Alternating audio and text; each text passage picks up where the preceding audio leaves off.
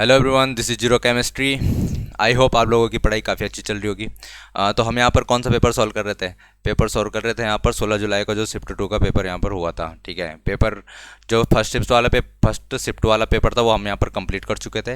यहाँ पर second shift के पेपर के लिए भी हमने 40 क्वेश्चन जो आए थे वो कंप्लीट कर लिए थे। उससे आगे के क्वेश्चन आज हम यहाँ पर देखने वाले हैं।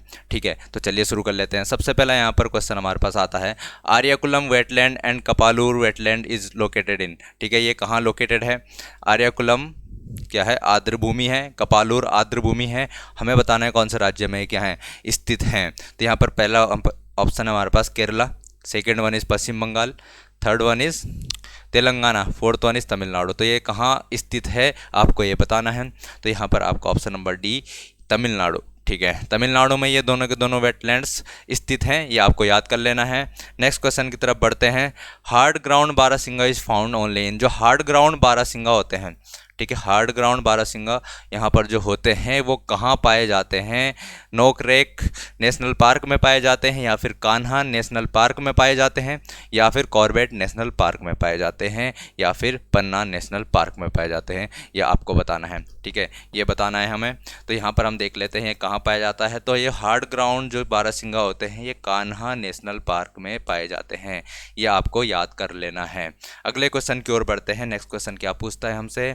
Among these which attribute tells us about loudness and softness of a sound। ठीक है, साउंड की लाउडनेस या सॉफ्टनेस बतानी हमें, यानी कि ध्वनि की प्रबलता या कोमलता हमें बतानी है। यहाँ पर ये कौन सा गुण बताता है हमें उसके बारे में? एम्पलीट्यूड बताता है जिसको आयाम कहते हैं, या फिर फ्रीक्वेंसी बताती है, या फिर वेवलेंथ बताता है, या फिर उसका पिच बताता है। तो ये हमको यहाँ पर बताना है। तो अगर मैं बात करूँ यहाँ पर कौन कि जो लाउडनेस और सॉफ्टनेस है साउंड की उस चीज़ को बताता है, तो हमको यहाँ पर एक वेव अगर हम देखें तो ये वेव है। ठीक है, दिस इज़ द वेव। तो इसका क्या होता है? यहाँ पर जो ये चीज़ होती है, दिस इज़, ये उसका क्या है? ये उसका एम्पलीट्यूड, ये उसका एम्पलीट्यूड होता है।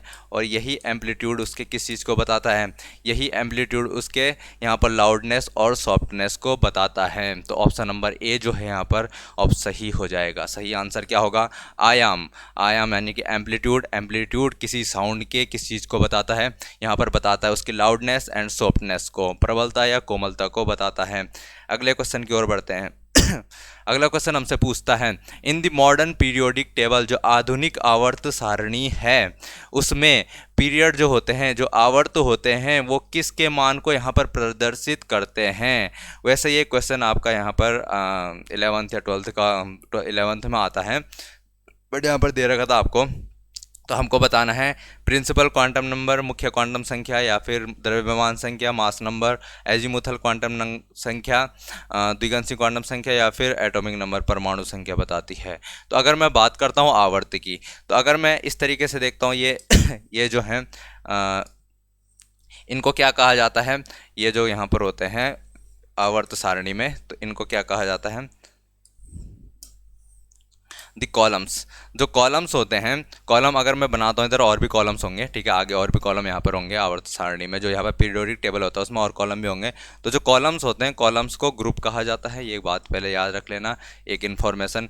कॉलम्स को यहाँ पर ग्रुप कहा जाता है। और अगर मैं यहाँ पर इनकी रो बनाऊँ, ठीक है, ये रो हैं, ठीक है, रो बना दूँ मैं इसमें ठीक है, तो ये जो रो बनती हैं इनको क्या कहा जाता है? ये रो बनती हैं जो, इनको क्या कहा जाता है? ये रो कहे जाते हैं, इसके पीरियड्स। ये क्या कहे जाते हैं? इसके पीरियड्स कहे जाते हैं। पीरियड यानी इसके आवर्त कहे जाते हैं। तो पीरियोडिक टेबल अगर आप देखते होंगे तो पीरियोडिक टेबल में आपको क्या क्या चीज़ें देखने को मिलती हैं? एक तो ग्रुप्स देखने को मिलते हैं और एक पीरियड्स देखने को मिलते हैं, यानी कि यहाँ पर वर्ग और आवर्त देखने को आपको मिलते हैं। आवर्त की बात करूँगा मैं, तो आवर्त जो होते हैं इनको यहाँ पर शो करते हैं जो मुख्य क्वांटम संख्या n होती है। प्रिंसिपल क्वांटम नंबर n यहाँ पर शो करते हैं। अगर आपको ध्यान होगा तो किसी जो यहाँ पर हमारे पास क्या मॉडर्न पीरियोडिक टेबल है उसमें जो आवर्तों की संख्या है यानी कि नंबर ऑफ पीरियड्स हैं वो यहाँ पर 7 होता है। कितने होता है? 7 है। यहाँ पर नंबर ऑफ पीरियड्स कितने हैं? 7 यहाँ पर नंबर ऑफ पीरियड्स हैं। यानी कि अगर n = 1 है तो यहाँ पर n = 1 मतलब पहला क्या है? n इक्वल टू 1 मतलब पहला पीरियड, n इक्वल टू 2 मतलब यहाँ पर second period, n equal to 3 मतलब थर्ड पीरियड। तो इस तरीके से आप पीरियड्स को बता सकते हैं किसके आधार पर, यहाँ पर जो क्या है प्रिंसिपल क्वांटम नंबर है, मुख्य क्वांटम संख्या है, इनके आधार पर आप पीरियड्स को बता सकते हैं। आगे बढ़ते हैं नेक्स्ट क्वेश्चन की ओर। नेक्स्ट क्वेश्चन हमसे क्या पूछता है? नेक्स्ट क्वेश्चन पूछता हमसे कि chemical reaction which proceed in both forward and backward direction, both forward and backward direction, यानी कि कोई ये रिएक्शन है a प्लस बी, ठीक है, a प्लस बी से क्या बनता है c प्लस डी बनता है, a प्लस बी से क्या बनता है यहाँ पर c प्लस डी बनता है, और यहाँ पर a प्लस बी से c प्लस डी बनता है। लेकिन अगर मैं बात करूँ तो ये c प्लस जो d है, c और d बने जो दो प्रोडक्ट, ये वापस से a प्लस बी में भी कन्वर्ट हो जाते हैं, ठीक है। यहाँ पर बात क्या कर रहे हैं हम कि a और b को हम आपस में रिएक्ट करवाते हैं, इनसे बनता है यहाँ पर c एंड d, जब यहाँ पर इनसे c एंड d बनता है। बट यहाँ पर एक केस और भी बनता है कि अगर C और D आपस में फिर से मिलकर क्या बना दे, यहाँ पर A और B बना दे, तो इस तरीके के जो रिएक्शन होती है उनको क्या कहते हैं, यानी कि इधर की तरफ इसको फॉरवर्ड डायरेक्शन में हो रहा है, इधर की तरफ बैकवर्ड डायरेक्शन में हो रहा है, दोनों डायरेक्शन में यहाँ पर रिएक्शन हो रही है। इस तरीके के जो भी रिएक्शन होंगे उनको क्या कहा जाएगा, यही को क्वेश्चन में हमसे पूछता है। तो यहाँ पर सबसे पहले वो पूछ रहा है कि इरिवर्सिबल रिएक्शन कहेंगे क्या इसको, अनुत्क्रमणीय अभिक्रिया कहेंगे, या फिर डिकम्पोजिशन रिएक्शन अपघटन अभिक्रिया कहेंगे, या फिर सब्स्टिट्यूशन रिएक्शन प्रतिस्थापन अभिक्रिया कहेंगे, या फिर इसको कहेंगे रिवर्सिबल रिएक्शन यानी कि उत्क्रमणीय अभिक्रिया। तो ये रिवर्स हो सकती है रिएक्शन, फॉरवर्ड डायरेक्शन में तो हो रही है, लेकिन साथ ही साथ रिवर्स भी हो सकती है। तो इस तरीके के रिएक्शंस को क्या कहा जाता है, रिवर्सिबल रिएक्शन कहा जाता है, यानी कि उत्क्रमणीय अभिक्रिया कहा जाता है। आई थिंक आपको ये बात समझ में आ रही होगी। नेक्स्ट क्वेश्चन की ओर बढ़ते हैं। अगला क्वेश्चन क्या पूछता है हमसे, what is the position of image formed by a concave mirror, यानी कि एक क्या है अवतल दर्पण है, उसके concave mirror if the position of the object is at infinite, यानी कि अनंत पर वस्तु रखी गई है, और यहाँ पर क्या है, यहाँ पर अनंत पर वस्तु रखी गई है, और ये कॉनकेव मिरर ठीक है, ये कॉनकेव मिरर हो जाता हमारे पास, ठीक है। अवतल दर्पण ये बाहर, ये जो बाहर वाला एरिया है इस दर्पण क्या, ये जो हमने लेयर रहता है उसके बाहर पॉलिश कर दिया जाता है, अंदर वाला पार्ट यहाँ पर वैसे ही रहेगा। तो इधर से यहाँ पर ये क्या करेगा, रिफ्लेक्ट करेगा, रिफ्लेक्शन ऑफ लाइट होगी, तो उस तरीके से यहाँ पर इमेज फॉर्मेशन होंगे, ठीक है। तो इसका बाहर वाला जो ये पोर्शन रहता है इसको यहाँ पर पॉलिश किया जाता है। तो इन्फिनिटी पे हमको रखना है, तो यहाँ पर समझ लेते हैं इसको। तो ये हमारे पास हमने क्या ले लिया है, दिस इज और ये हमने क्या ले लिया, यहाँ पर मिरर ले लिया, ये अपना मिरर हो गया, ठीक है। ये हमने मिरर ले रखा है, ये इधर से इसको पॉलिश कर दिया, ये आउटर साइड इसकी पॉलिश कर दी, ये आउटर साइड इसकी पॉलिश कर दी, ये इसकी एक्सिस है, दिस इज एक्सिस, ठीक है, एक्सिस है, यहाँ पर उसका पोल है, ठीक है, दिस इज पोल, यहाँ पर पोल हो चुका है इसका। अब हमने क्या रखी हुई है, जो ये ऑब्जेक्ट रखी हुई है, यहाँ कहाँ रखी हुई है, ऑब्जेक्ट रखी हुई है यहाँ पर इनफाइनाइट पे, ऑब्जेक्ट कहाँ रखी हुई है, इनफाइनाइट पे। ऑब्जेक्ट हमारे पास क्या, ए बी क्या है हमारे पास, ए बी क्या है, दिस इज और ऑब्जेक्ट रखा हुआ है। फिर अगर बात करें हम यहाँ पर से, तो क्या हो रहा है, तो यहाँ से हमको देखने को मिलेगा, क्या चीज़ देखने को मिल रही है, यहाँ से फिर हम एक रे पास कराएंगे और वो यहाँ पर कहाँ, इधर से होकर गुजरेगी। तो हमको पता है कि इनफाइनाइट से जो गुजारते हैं रे, वो यहाँ पर रिफ्लेक्ट होकर फिर फोकस से चली जाती है। फिर ऐसे ही यहाँ पर ये दूसरे सिरे से भी रे पास करवाएंगे, वो भी यहाँ पर से रिफ्लेक्ट होकर फिर फोकस से चली जाएगी, और जहाँ पर ये दोनों रे कटती हैं उसका क्या बनता है, वहीं पर उसका क्या बनता है, इमेज फॉर्मेशन होता है, वहीं पर उसका इमेज फॉर्मेशन होगा। तो हम देख रहे हैं ये इमेज फॉर्मेशन कहाँ पे हो रहा है, तो इमेज फॉर्मेशन हो रहा है फोकस पे। कहाँ पर इसका इमेज फॉर्मेशन हो रहा है, फोकस पे इसका इमेज फॉर्मेशन हो रहा है। तो हम क्या यहाँ पर से देख सकते हैं कि जब भी इस तरीके की चीज़ देखेंगे हम, तो यहाँ पर उसका जो इमेज बनेगा, बनने वाला प्रतिबिंब जो होगा उसकी स्थिति कहाँ होगी, तो उसकी स्थिति होगी यहाँ पर, उसकी स्थिति कहाँ पर होगी, तो उसकी स्थिति होगी यहाँ पर फोकस पर, एट द फोकस, यानी कि फोकस पर उसकी स्थिति होने वाली है। आई थिंक ये चीज़ आपको समझ में आ गई होगी। अगले क्वेश्चन की ओर बढ़ते। अगला क्वेश्चन क्या पूछता हमसे अगला क्वेश्चन क्या पूछ रहा है, विच of the following is an example of amorphous solid, ठीक है। एमोरफस सॉलिड, ठीक है, ये भी हमारा पार्ट नहीं था वैसे सिलेबस का, फिर भी पूछ रहा हो, ठीक है। तो सोडियम क्लोर, यहाँ पर एमोरफस सॉलिड यानी आकारहीन ठोस है, सोडियम क्लोराइड होता है या फिर डायमंड, यानी दो तरीके के सॉलिड्स होते हैं हमारे पास। पहली चीज़ तो ये समझो, दो तरीके के सॉलिड्स होते हैं, एक एमोरफस होता है, क्रिस्टलाइन होता है। तो क्रिस्टलाइन सॉलिड्स किसमें, जिनका रेगुलर यहाँ पर क्या रहता है, अरेंजमेंट रहता है, और यहाँ पर इनका इरेगुलर अरेंजमेंट रहता है, ठीक है। तो सोडियम क्लोराइड होता है, या फिर डायमंड, या फिर क्वार्ट्ज ग्लास, या फिर माइका। तो आपको डायरेक्टली यहाँ पर याद रखना है जो क्वार्ट्ज ग्लास होता है, क्वार्ट्ज ग्लास जो है दैट इज एमोर्फस सॉलिड। तो एमोर्फस सॉलिड का एग्जांपल होता है क्वार्ट्ज ग्लास, ठीक है। अगर क्वार्ट्ज क्रिस्टल की बात की जाती है, ठीक है, क्वार्ट्ज क्रिस्टल और क्वार्ट्ज ग्लास दोनों अलग अलग चीज़ें होती हैं। तो क्वार्ट्ज अगर क्रिस्टल बोल दिया जाता तो क्रिस्टलाइन सॉलिड हो जाता, यहाँ पर वो क्वार्ट्ज ग्लास की बात कर रहा है तो ग्लास जो होता है वो यहाँ पर एमोर्फस सॉलिड होता है। ये बात आपको याद रखनी है। अगले क्वेश्चन की ओर बढ़ते हैं। नेक्स्ट क्वेश्चन हमसे क्या पूछता है, what is the position of the object from concave mirror. Concave mirror, same वही चीज़ आगे दोबारा अवतल दर्पण आ चुका है। यहाँ पर बात करता है if the nature of the image formed is virtual and erect. Virtual है यानी कि आभासी बन रहा है, और कैसा है, इरेक्ट यानी कि सीधा, सीधा है और आभासी प्रतिबिंब यहाँ पर बन रहा है। तो यहाँ पर हमको पोजीशन बतानी किस चीज़ की, ऑब्जेक्ट की, कि ऑब्जेक्ट कहाँ पर रखा जाएगा, वस्तु कहाँ पर रखी जाएगी। तो यहाँ पर देख लेते हैं इस चीज़ को इमेज के फॉर्म में। यहाँ पर बात करते हैं, हमको पता है क्या होता है, हमको क्या पता है यहाँ पर, वी नो दैट कि जो दर्पण होता है, अवतल दर्पण, कॉनकेव मिरर, ये किधर से पॉलिश, बाहर की तरफ से पॉलिश रहता है, सबको पता है, इस तरीके का होता है, ठीक है। ये अवतल दर्पण है हमारे पास। अब अगर क्या करूँ मैं, अगर मैं क्या रखता हूँ, फोकस एंड पोल, ये पोल है मेरा, यहाँ पर पोल है और ये फोकस है, इसके बीच में रख देता हूँ। अगर मैं किस चीज़ को, अगर मैं इसके बीच में रखता हूँ यहाँ पर ऑब्जेक्ट को, इसके बीच में ऑब्जेक्ट रखता हूँ, तो यहाँ पर मुझे क्या मिलेगा, यहाँ पर मुझे देखने को मिलता है कि यहाँ पर से मैंने क्या पास कराया, यहाँ पर से लाइट पर ये पास कराया मैंने, ठीक है। तो ये एक तो इधर को चली जाएगी और इधर से यहाँ पर ये टकरा के दो हमने यहाँ पर क्या कराए थे, यहाँ पर पास कराए थे, ठीक है। तो अगर यहाँ पर देखता हूँ मैं, यहाँ पर दो रेस पास कराए मैंने, एक तो ये पास कराई तो ये यहाँ टकरा के डायरेक्टली वापस चली गई, वापस जाके यहाँ से निकल गई।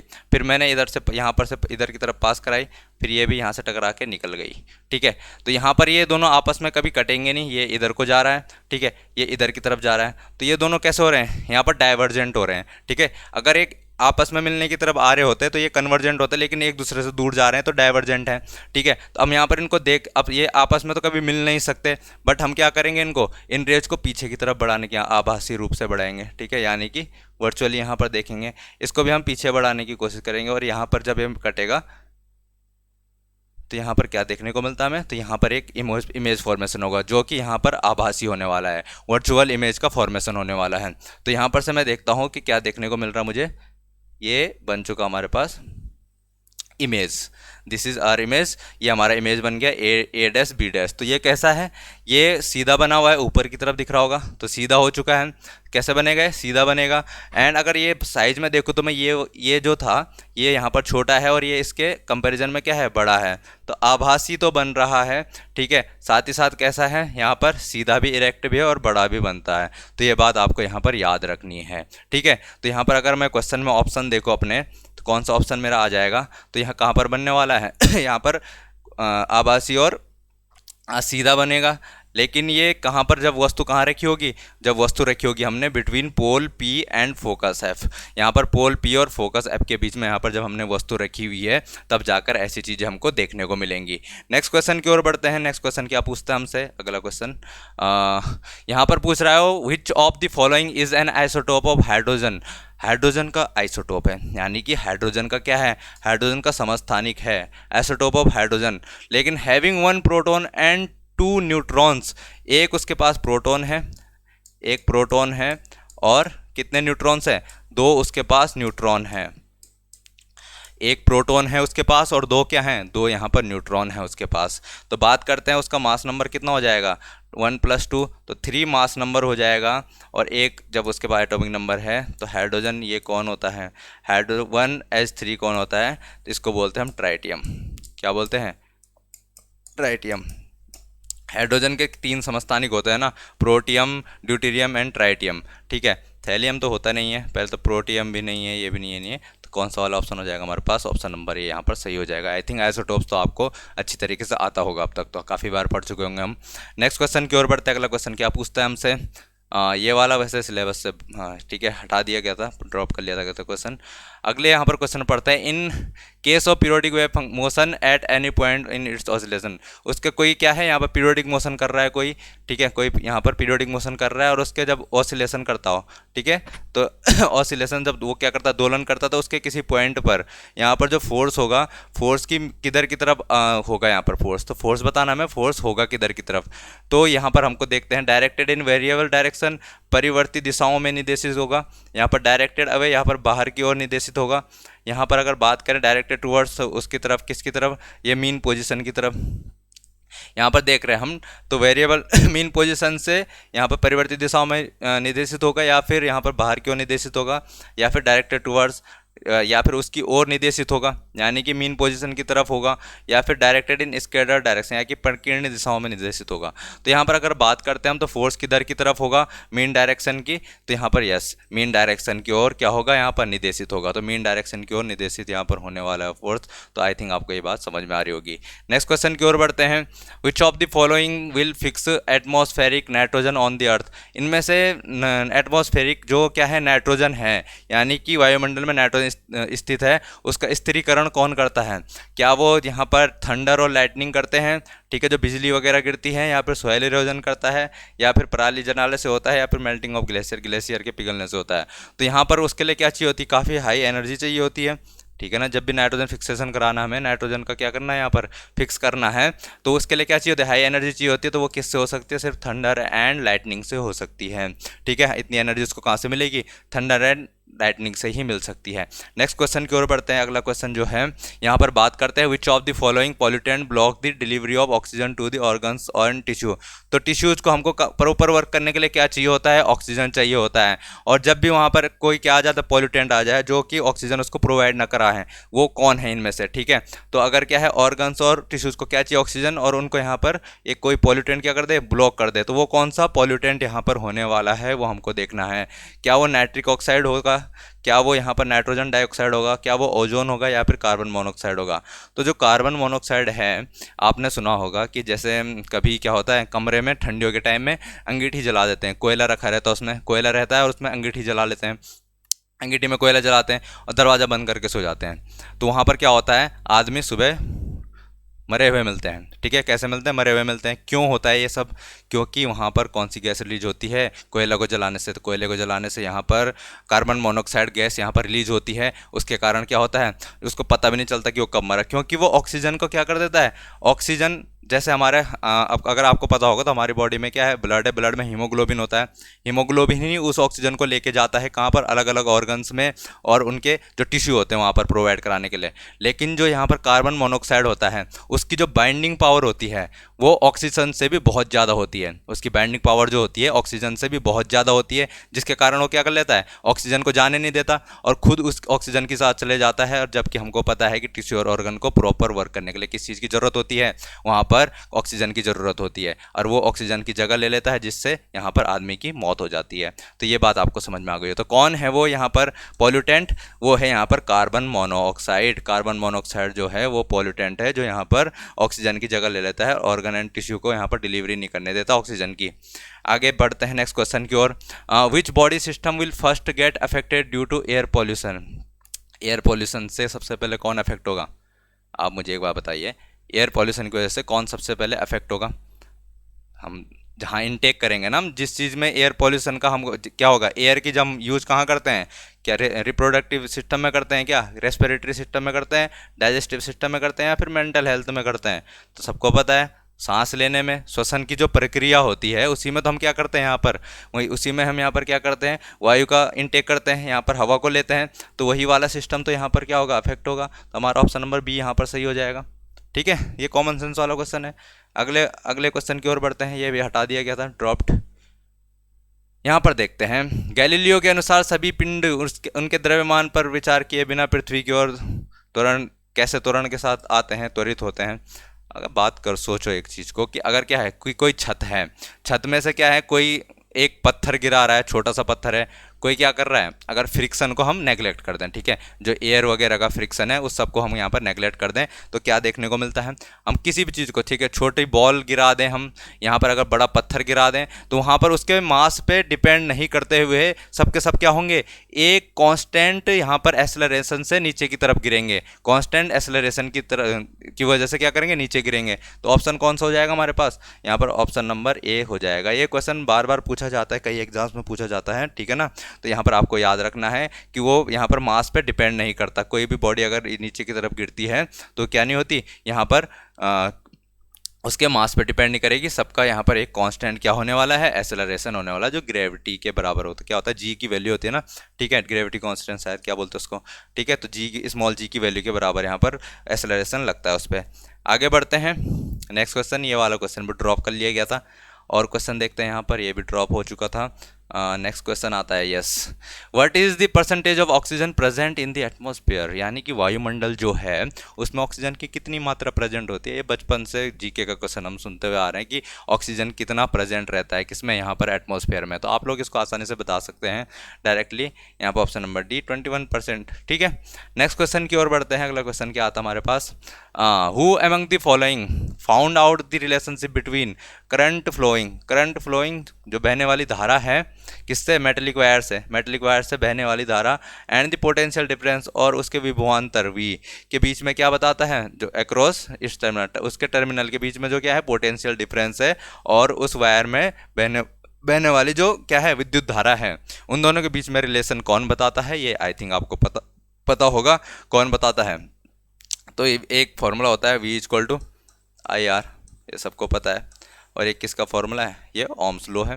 किसका लॉ है, ओम्स लॉ। तो यहाँ पर हमारा ऑप्शन नंबर सी सही हो जाएगा, ये ओम्स लॉ होता है, ठीक है। इनके बीच में संबंध कौन बताता है ना, V एंड I। V क्या है, पोटेंशियल डिफरेंस बिटवीन टर्मिनल्स, और यहाँ पर क्या है, I है, I क्या है, I यहाँ पर बहने वाली धारा है। नेक्स्ट क्वेश्चन की ओर बढ़ते हैं। अगला क्वेश्चन, आज 10 क्वेश्चन एक्स्ट्रा कर लेते हैं, ठीक है। इसमें अब एक क्वेश्चन और आता है कि ऑक्सिन इज एन एग्जाम्पल हो। ऑक्सिन किस चीज़ का एग्जाम्पल है, मैंने आपसे कहा था आपको प्लांट हार्मोन्स पढ़ने हैं। प्लांट हार्मोन कौन कौन से होते हैं, हमने सबसे पहले एक प्लांट हार्मोन कौन देखा था, एक जिब्रेलिन भी देखा था, वो भी क्या था, प्लांट हार्मोन था। ऐसे ही एक और प्लांट हार्मोन यहाँ पर हमको देखने को मिलता है, ऑक्सिन। तो ये आप यहाँ पर ऑप्शन नंबर सी देख लेंगे। तो ऑक्सिन क्या होता है, एक प्लांट हार्मोन होता है। नेक्स्ट क्वेश्चन देखते हैं यहाँ पर, ओजोन के लिए मौलिक परमाणु क्या है। यार ओजोन में कौन सा, किस एलिमेंट से बनकर बना होता है, कौन से एटम से मिलकर बना होता है, किसके एटम्स रहते हो। तो आई थिंक आपको पता होगा यहाँ पर कौन से एटम्स होते हैं, ऑक्सीजन के मिलकर बना होता है।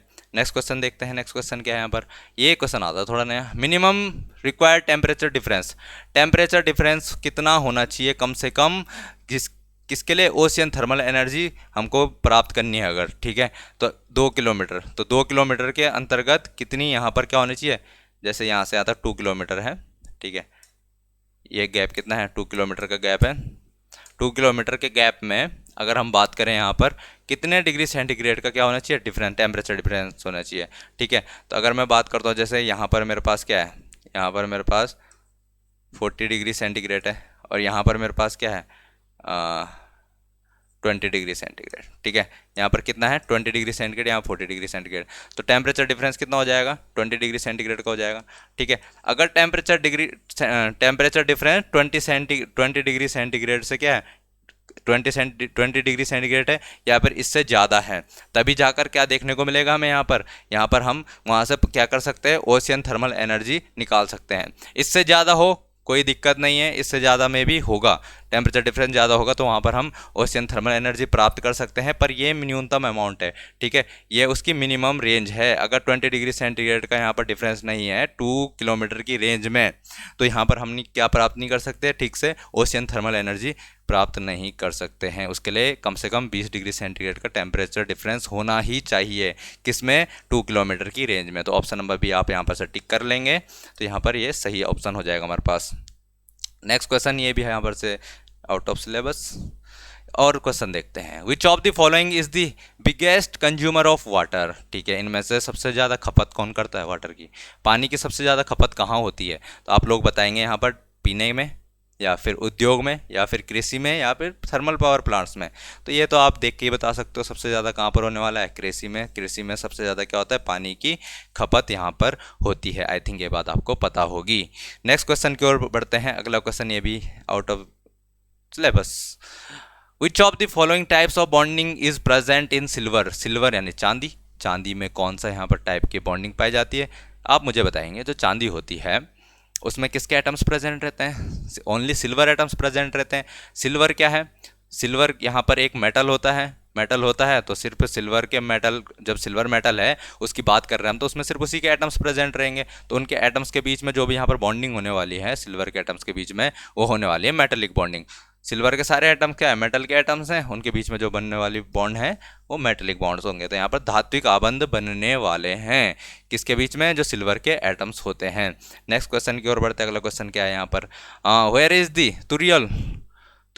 तुरियल dam one of the dams of national importance. राष्ट्रीय महत्व का क्या है, बांध है। कौन है? तुरियल बांध है, वो कहाँ पर स्थित है ये हमको यहाँ पर बताना है। ये डायरेक्ट फैक्चुअल क्वेश्चन। पंजाब या फिर सिक्किम या फिर मध्य प्रदेश या फिर मिजोरम, तो आपको डायरेक्टली याद करना पड़ेगा कि ये कहाँ है। तुरियल बांध जो है यहाँ पर मिजोरम में स्थित है। आपको क्या करना है, बांध याद करने पड़ेंगे, नेशनल पार्क्स याद करने पड़ेंगे, वाइल्ड लाइफ सेंचुरी याद करनी पड़ेंगी, ठीक है, और वेटलैंड साइट्स, वेटलैंड, ठीक है, रामसर साइट्स भी आपको याद करने पड़ेंगे। वेटलैंड साइट्स जितने हैं सारे के सारे आपको याद करने पड़ेंगे, आपके यहाँ पर पेपर में आने वाले हैं ये क्वेश्चन, ठीक है। अगला क्वेश्चन देखते हैं यहाँ पर। नेक्स्ट क्वेश्चन क्या है? Which one of the following has the largest population in a food chain. Food chain में सबसे बड़ी पॉपुलेशन किसकी होती है? बात करें डिकम्पोजर्स की होती है या फिर प्रीडेटर्स की होती है, सेकेंडरी कंज्यूमर्स की होती है, प्राइमरी कंज्यूमर्स की होती है, किसकी यहाँ पर सबसे ज़्यादा क्या होती है? यहाँ पर जनसंख्या होती है। तो अब आपके लिए एक काम है, आपको क्या करना है, आपको यहाँ पर देखना है कि डिकम्पोजर्स क्या होते हैं। एक टेबल होती है आपको, ठीक है, जैसे खाद्य श्रृंखला होती है ना, खाद्य श्रृंखला की एक क्या बनाया था, ट्रायंगल टाइप का बनाया, एक पिरामिड बनाया रहता है उन्होंने, ठीक है, खाद्य श्रृंखला का एक पिरामिड बनाया रहता है। आपके लिए ये काम है कि आपको देखने हैं उसमें ये डिकम्पोजर्स क्या होते हैं, प्रीडेटर्स क्या होते हैं, यहाँ पर सेकेंडरी कंज्यूमर क्या होते हैं और प्राइमरी कंज्यूमर क्या होते हैं। ये आपके लिए आज का एक काम हो गया, ठीक है। तो अगर इस क्वेश्चन का आंसर देखें तो यहाँ पर इसका आंसर है डिकम्पोजर। जो सबसे ज़्यादा यहाँ पर जनसंख्या होती है वो किसकी होती है? डिकम्पोजर्स की होती है। ओके, नेक्स्ट क्वेश्चन की ओर बढ़ते हैं। नेक्स्ट क्वेश्चन और आज के लिए लास्ट होने वाला है, जो कौन सा है यहाँ पर? तो यहाँ पर विच soil is formed by intense leaching, यानी कि तीव्र निछालन द्वारा यहाँ पर कौन सी मृदा का निर्माण होता है? तीव्र निछालन का मतलब अगर समझो जैसे बहुत तेज बारिश हो जाए तो समझो कि यहाँ पर क्या हो जाएगा, तीव्र निछालन हो जाएगा, ठीक है।